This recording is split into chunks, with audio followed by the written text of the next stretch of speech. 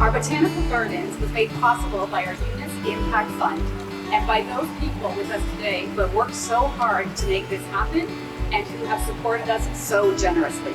We are delighted to have with us one of our proudest and most generous donors, Madam Nguyễn Thị Nga and her family. Với cái vườn bách thảo của chúng ta hôm nay, tôi nghĩ rằng sẽ là có nhiều cái kiến thức thiết thực cho học sinh yêu quý của trường UNIS chúng ta.